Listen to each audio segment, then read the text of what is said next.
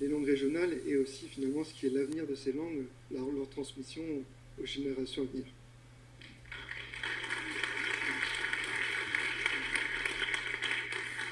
Je suis heureux que cette question me soit posée ici en Bretagne,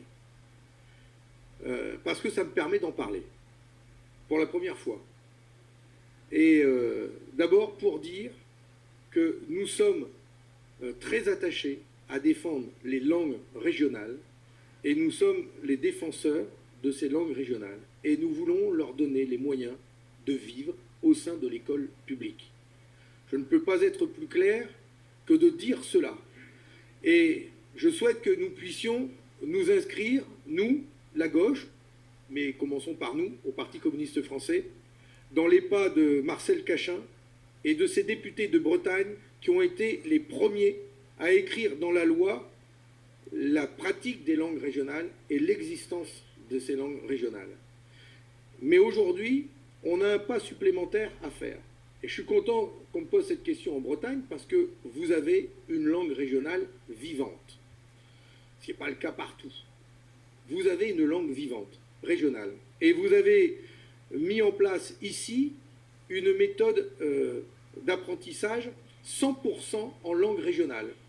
Méthode d'immersion avec notamment, avec l'association, avec Diwan, ces écoles qui existent et dans lesquelles celles et ceux qui le souhaitent peuvent mettre leurs enfants et ils apprennent 100% d'apprentissage en langue régionale. Eh bien,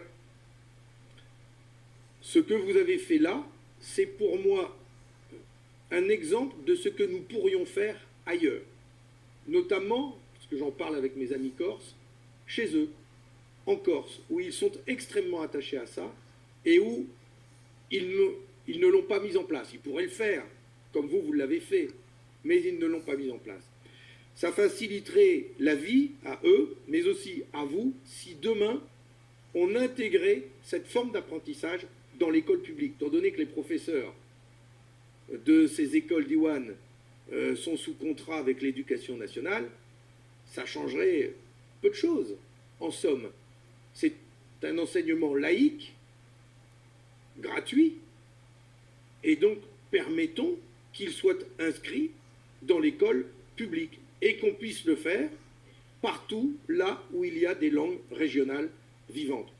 Je sais que quand on dit ça, et quand je dis ça, je sais que certains à gauche pourraient dire c'est pas très républicain. Hein? Ouais, la République. Un peuple, une langue, une et indivisible. C'est moi. C'est vrai. C'est vrai. Mais moi, j'ai ressenti une chose dans cette campagne des élections présidentielles. Et j'ai quelque chose au fond de moi. Moi qui suis du Nord, ch'timi, et dont la langue n'est plus très vivante, malheureusement. Je la pratique un peu. Mais... J'ai ressenti une chose, c'est que, y compris quand j'ai parlé de gastronomie, et de gastronomie française, vous allez voir pourquoi je parle de ça.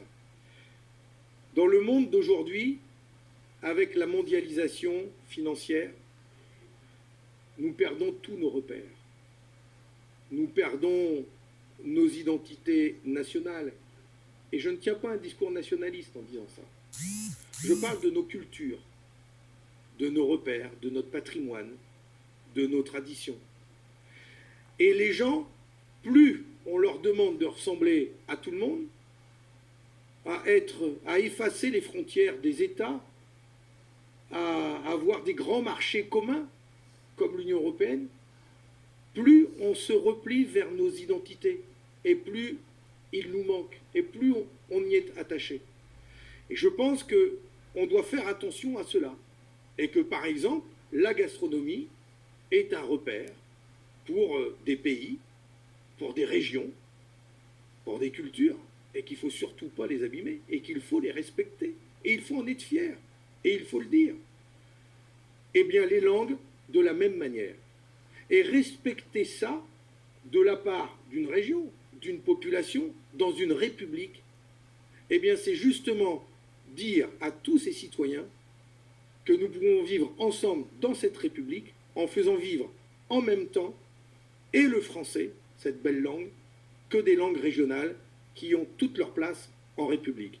Et c'est pour ça que je serai favorable à l'écriture d'une loi qui permettrait d'intégrer la pratique en immersion des langues régionales dans l'école publique, parce que vous, par exemple, en Bretagne, on m'a donné quelques infos, sur 4 millions d'habitants, il n'y a que 200 000 enfants en apprentissage. À ce rythme-là, votre langue vivante est menacée. Et donc, il faut pouvoir lui donner un coup de fouet et lui permettre de continuer de vivre et d'exister. Eh bien, excusez-moi, ça ne met pas en péril la République. Au contraire, c'est respecter tous les citoyens de la République.